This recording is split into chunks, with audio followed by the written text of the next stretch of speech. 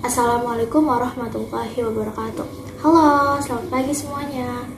Perkenalkan, nama saya Jen Putri Mantika dari Prodi Kesehatan Masyarakat, Fakultas Ilmu Kesehatan, Universitas Esa Unggul. Di sini saya akan mempresentasikan mata kuliah Bahasa Indonesia mengenai ragam bahasa. Sebelumnya, saya mengucapkan terima kasih kepada Ibu Dr. Anda Ratnawati Yuni Suryandari, MMPHD, selaku dosen Bahasa Indonesia Universitas Esa Unggul. Apa sih ragam bahasa itu? Ragam bahasa merupakan bahasa yang bervariasi dalam pemakaiannya. Masyarakat dapat menyesuaikan ragam yang dipakai dengan situasi dan tujuan berbahasa. Ragam bahasa menurut para ahli, di antaranya, yang pertama, ada Bahman. Beliau mencetuskan ragam bahasa adalah variasi bahasa menurut pemakaian yang berbeda-beda, menurut topik yang dibicarakan, hubungan pembicara, kawan bicara, orang yang dibicarakan, serta medium pembicara. Yang kedua ada Dendi Sugono. Beliau mencetuskan ragam bahasa itu sehubungan dengan pemakaian bahasa Indonesia, timbul dua masalah pokok, yaitu masalah penggunaan bahasa baku dan bahasa yang tidak baku. Yang ketiga ada Fisman. Beliau mencetuskan ragam bahasa itu ragam bahasa jurnalistik dan hukum. Tidak tertutup kemungkinan untuk menggunakan bentuk kosakata ragam bahasa baku agar dapat menjadi panutan bagi masyarakat pengguna bahasa Indonesia.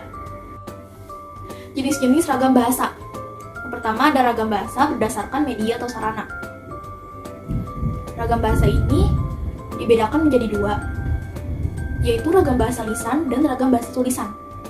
Ragam bahasa lisan yaitu bahasa yang disampaikan dengan tata bahasa, kosakata, dan lafal yang dapat disampaikan dengan tinggi rendahnya suara atau tekanan, air muka, gerak tangan atau isyarat untuk mengungkapkan ide.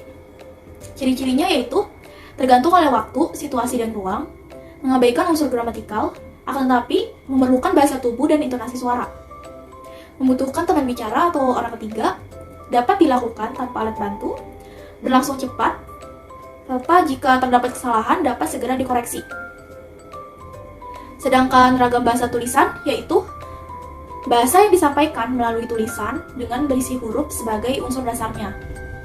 Dalam ragam bahasa tulisan ini, yang perlu diperhatikan adalah bagaimana tata cara penulisan atau ejaan di samping aspek tata bahasa dan kosakata. Ciri-cirinya yaitu tergantung oleh waktu, situasi, dan ruang. Unsur gramatikalnya harus diperhatikan tanpa memerlukan teman bicara ataupun orang ketiga. Dalam melakukannya harus selalu memakai alat bantu, berlangsung lambat, suatu kesalahan tidak dapat langsung dikoreksi, tanda bacanya sebagai pembantu. Lalu ada ragam bahasa berdasarkan penutur. Ragam bahasa berdasarkan penutur dibedakan menjadi tiga, yaitu ragam bahasa berdasarkan daerah, ragam bahasa berdasarkan pendidikan penutur, dan ragam bahasa berdasarkan sikap penutur. Yang pertama ada ragam bahasa berdasarkan daerah, disebut juga dengan logat atau dialek. Setiap daerah pasti memiliki ciri khas bahasa yang digunakan. Penggunaan bahasa Indonesia yang digunakan oleh masyarakat kota akan berbeda dengan penggunaan bahasa Indonesia yang digunakan oleh masyarakat di daerah. Yang kedua ada ragam bahasa berdasarkan pendidikan penutur, yaitu bahasa Indonesia yang digunakan oleh kelompok penutur yang berpendidikan akan berbeda dengan orang yang tidak berpendidikan. Dan yang ketiga yaitu ragam bahasa berdasarkan sikap penutur. Ragam bahasa ini akan berbeda digunakan dengan setiap kedudukan lawan bicaranya. Bahasa yang disampaikan oleh teman, orang tua, atau atasan akan berbeda, baik dari lisan maupun tulisan. Bahasa lisan atau tulisan tersebut akan tergolong santai, akrab, formal, baku, atau resmi. Pembaca terhadap penutur atau penulis juga mempengaruhi sikap tersebut. Yang terakhir ada ragam bahasa menurut pokok persoalan atau bidang pemakaian. Ragam bahasa yang digunakan menurut pokok persoalan atau bidang pemakaian disebut juga dengan istilah laras bahasa. Perbedaannya itu tampak dalam pilihan atau penggunaan sejumlah kata, peristilahan atau ungkapan, yang khusus digunakan dalam bidang tersebut. Kalimat yang digunakan akan berbeda sesuai dengan pokok persoalan yang dibahas atau disampaikan. Selanjutnya, ada jenis ragam bahasa menurut klasifikasinya. Dibedakan menjadi 3, yaitu yang pertama ada jenis klasifikasi ragam bahasa berdasarkan pokok pembicaraan. Lalu ada berdasarkan media pembicaraan dan berdasarkan hubungan sosial antar pembicara. Jenis klasifikasi ragam bahasa berdasarkan pokok pembicaraan terdiri dari ragam bahasa undang-undang, ragam bahasa jurnalistik, ragam bahasa ilmiah, serta ragam bahasa sastra. Ragam bahasa undang-undang yaitu ragam bahasa hukum merupakan salah satu ragam dari bahasa Indonesia yang berwenang membuat surat atau keterangan yang mempunyai akibat hukum. Dapat dipahami dan dijadikan landasan dalam berinteraksi oleh masyarakat. Lalu ada ragam bahasa jurnalistik, yaitu bahasa yang khususnya digunakan di surat kabar dan terrealisasi dalam ragam bahasa yang berbeda dengan ragam bahasa lain. Perbedaan satu ragam bahasa dengan ragam bahasa lain yang bersifat kuantitatif dan performatif. Ragam bahasa jurnalistik ini memiliki 4 ciri, yaitu proyeksi, bahasa objektif, kontraksi, dan metafora. Selanjutnya ada ragam bahasa ilmiah. Ragam bahasa ini berdasarkan pengelompokan menurut jenis pemakaiannya dalam bidang kegiatan sesuai dengan sifat keilmuannya. Ide atau pesan yang disampaikan melalui bahasa Indonesia ragam ilmiah ini dapat diterima oleh akal.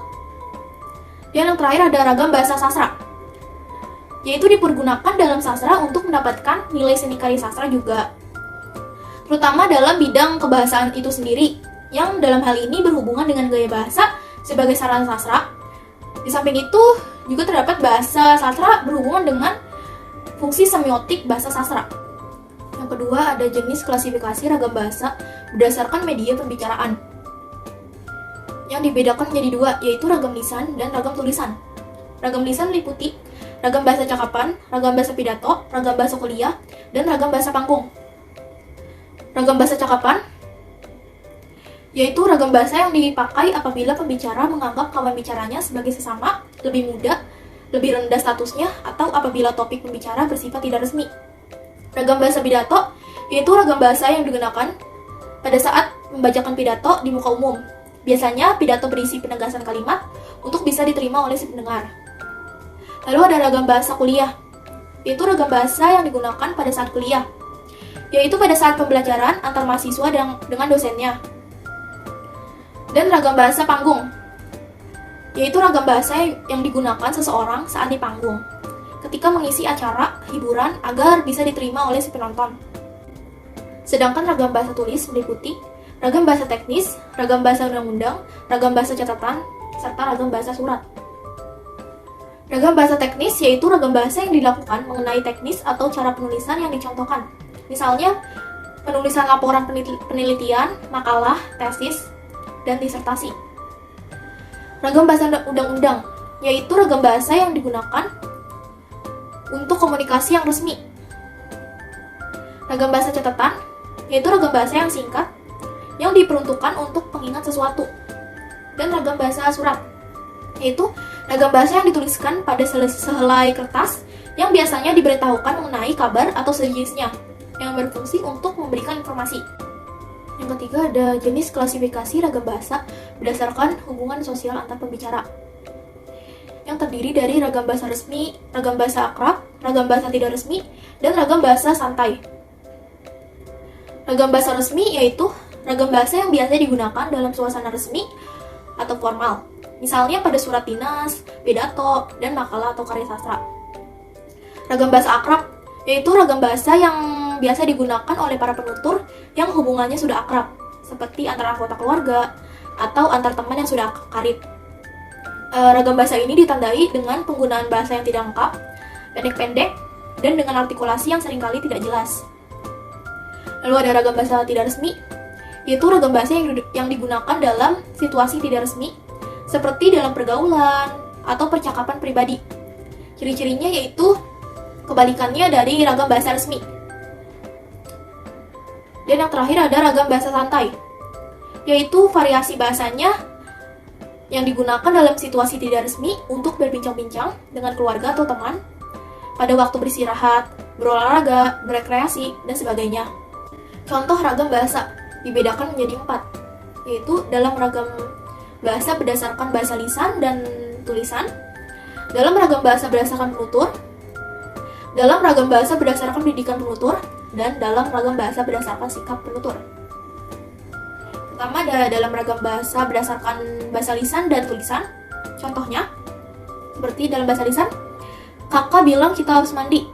Dalam bahasa tulisan, kakak mengatakan bahwa kita harus mandi. Contoh kedua dalam bahasa lisan, abang lagi baca buku. Dan dalam bahasa tulisan, abang sedang membaca buku. Contoh ketiga dalam bahasa lisan, saya tinggal di Jakarta. Dan dalam bahasa tulisan, saya bertempat tinggal di Jakarta. Selanjutnya ada dalam ragam bahasa berdasarkan penutur. Misalnya, logat bahasa Indonesia orang Jawa Tengah tampak pada pelafalan B pada posisi awal saat melafalkan nama-nama seperti Bogor, Bandung, Banyuwangi, dan lain-lain. Logat bahasa Indonesia orang Bali tampak pada pelafalan T seperti pada kata itu, kita, cantik. Lalu ada ragam bahasa berdasarkan pendidikan penutur. Dalam pelafalan kata yang berasal dari bahasa asing, misalnya fitnah, kompleks, vitamin, video, film, fakultas. Penutur yang tidak berpendidikan mungkin akan mengucapkan fitnah, kompleks, vitamin, video, film, fakultas. Perbedaan ini juga terjadi dalam bidang tata bahasa. Misalnya, membawa seharusnya membawa, nyari seharusnya mencari. Selain itu, bentuk kata dalam kalimat pun sering meninggalkan awalan yang seharusnya dipakai. Dan yang terakhir ada ragam bahasa berdasarkan sikap penutur, yaitu bahasa baku, yaitu ragam bahasa yang digunakan dalam kondisi formal atau resmi, baik lisan maupun tulisan. Sekian yang dapat saya sampaikan. Mohon maaf bila ada salah kata dalam penyampaian materi. Semoga apa yang saya sampaikan bisa bermanfaat. Wabillahi taufiq wal hidayah. Wassalamualaikum warahmatullahi wabarakatuh. Terima kasih.